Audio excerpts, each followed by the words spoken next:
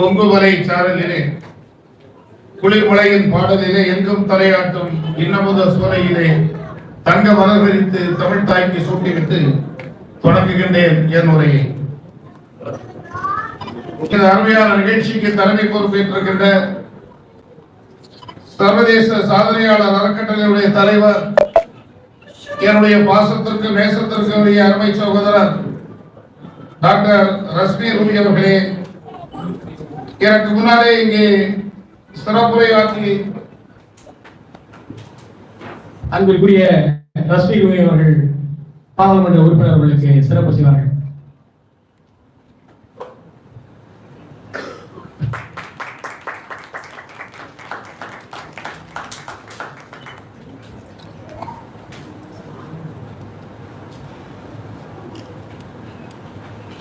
அருமை சகோதரர் டாக்டர் அமீர் கான் அவர்களே, இங்கே இருக்கின்ற அருமை சகோதரர் ரகுமான் அவர்களே, அருமை சகோதரர் சுப்புராஜ் அவர்களே,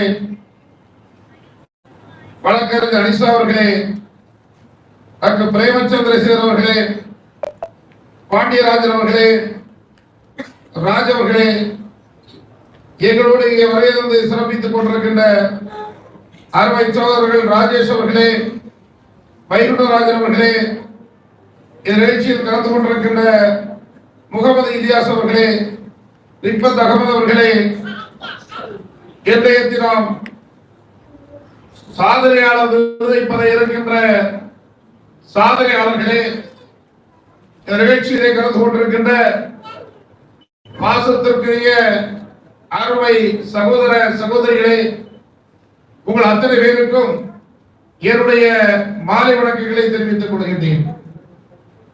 அருமை சகோதரர் டாக்டர் ரஸ்மி ரூபி அவர்கள் மாவட்ட அளவில் அல்ல, மாநில அளவில் அல்ல, இந்திய அளவில் அல்ல, உலகம் முழுவதும் இருக்கின்ற ஒரு மிகப்பெரிய அமைப்பை ஏற்படுத்தி இருக்கின்ற அப்படி அவரே ஒரு சாதனையாளர் என்பதை நான் இங்கே சுட்டிக்காட்ட ஆசைப்படுகின்றேன்.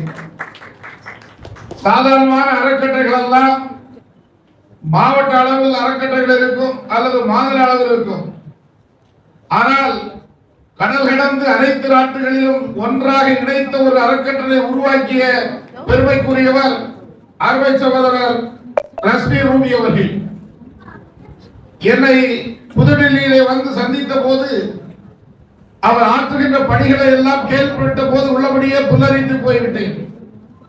அந்த அளவிற்கு உலகம் முழுவதும் இந்த நிகழ்ச்சிகளை நடத்தி சாதனையாளர்களை தேர்ந்தெடுத்து அவர்களுக்கு பாராட்டை தெரிவிக்கின்ற மிகப்பெரிய மனப்பக்குவத்தை உருவாக்கி இந்த நிகழ்ச்சிகளை நடத்தி கொண்டிருக்கிறார்கள். எனவே இது சாதாரண நிகழ்ச்சியாக நான் பார்க்கவில்லை, மிகப்பெரிய உலக அளவில் நடக்கின்ற ஒரு நிகழ்ச்சியாகவே நான் பார்க்கின்றேன். இன்றைய தினம் பலரை தேர்ந்தெடுத்து சாதனையாளர் பட்டத்தை கொடுக்கின்றார் என்று சொன்னால் அது சாதாரண விஷயம் அல்ல. ஒருவர் சாதனையாளர் எந்தெந்த படிகளிலே எந்தெந்த துறைகளிலே சாதனைகளை செய்து கொண்டிருக்கின்றார்கள் என்பதை தேர்ந்தெடுப்பதே மிக கடினம். சாதனையாளர்கள் எல்லாம் எளிதாக உருவாவதில்லை. இன்றைய தினம் சாதனையாளர்களாக நீங்கள் இங்கே வந்திருக்கின்றீர்கள் என்று சொன்னால் அந்தந்த துறைகளில் நீங்கள் பல சாதனைகளை புரிந்தவர்கள். சாதனையாளர்களாக வேண்டும் என்று சொன்னால் ஒரு லட்சியம், ஒரு நம்பிக்கை இருக்க வேண்டும். குறிப்பாக ஒன்றை சொல்ல வேண்டும் என்று சொன்னால் அழகான பருந்து ஒன்று பறந்து செல்கின்றது. அது ஒரு மரக்கிளையிலே இருக்கின்ற மிக சின்ன கிளையிலே இருக்கின்ற ஒரு குருவி குஞ்சை பார்க்கின்றது. அதனுடைய நோக்கம் அந்த குருவி குஞ்சை படித்து உணவாக அருந்த வேண்டும் என்கின்ற நோக்கத்தோடு அது செல்கின்றது. அங்கே போகின்ற போது அந்த மரக்கிளை மிக மிக சிறிய மரக்கிளை. அந்த மரக்கிளையிலே அமர்ந்தால் கிளை ஒடிந்து போகும் என்பதற்கு தெரியும். ஆனாலும் அதனுடைய நோக்கம் தன்னுடைய உணவை பெற வேண்டும் என்கின்ற நோக்கம். அந்த நோக்கத்தோடு அந்த பருந்து அந்த மரக்கிளையிலே சென்று அமர்ந்து உணவை எடுக்கிறது. கிளை ஒடிந்து போய்விட்டது. எதற்காக சொல்கிறேன் என்று சொன்னால் அந்த பருந்து அந்த கிளையிலே அமர்கின்றது என்று சொன்னால் அந்த பருந்திற்கு தெரியும் என்ன தெரியும் என்று சொன்னால் இந்த கிளை நான் உட்கார்ந்தால் ஒடிந்துவிடும் என்பது தெரியும். ஆனால் ஏன் போய் அமர்ந்தது? அதனுடைய நோக்கம் உணவை எடுக்க வேண்டும். என்ன நம்பிக்கை? அதுதான் முக்கியம். அந்த பருந்து அந்த கிளையை நம்பியதிலே உட்காரவில்லை.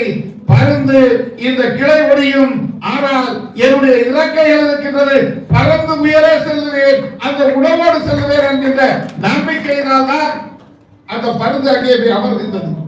எதற்காக சொல்லுகின்றேன் என்று சொன்னால், சாதனைகளை புரிகின்றவர்கள் சாதாரணமானவர்கள் அல்ல. உங்களுடைய நோக்கம் உயர்ந்த நோக்கமாக இருக்க வேண்டும். நீங்கள் இந்த சமுதாயத்திலே ஆற்றிய சாதனைகளின் மூலம் இந்த சமுதாயத்தில் சிறகடித்து பறக்க முடியும் என்கின்ற நம்பிக்கைக்குரியவர்கள் இன்றைய சாதனையாளர்களாக தேர்ந்தெடுக்கப்பட்டவர்கள் என்பதால் சாதனையாளர்களை நான் பாராட்டுகின்றேன். அந்த பணியை செய்த அருமை சகோதரை பாராட்டி இந்த அருமையான நிகழ்ச்சியில் சிறப்பாக ஏற்பாடு செய்த அனைவரையும் நான் பாராட்டுகின்றேன்.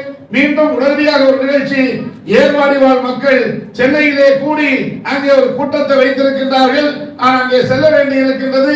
இல்லை என்றால் உங்களை பார்க்கின்ற போது நிகழ்ச்சி முடிவு வரை அமர்ந்து செல்ல வேண்டும் என்ற ஆர்வம் இருந்தாலும் அதற்காக செல்வதாக மன்னித்துக்கள் என்று கூறி வாய்ப்பிற்கு நன்றி கூறி விடைபெறுகின்றேன். நன்றி, வணக்கம்.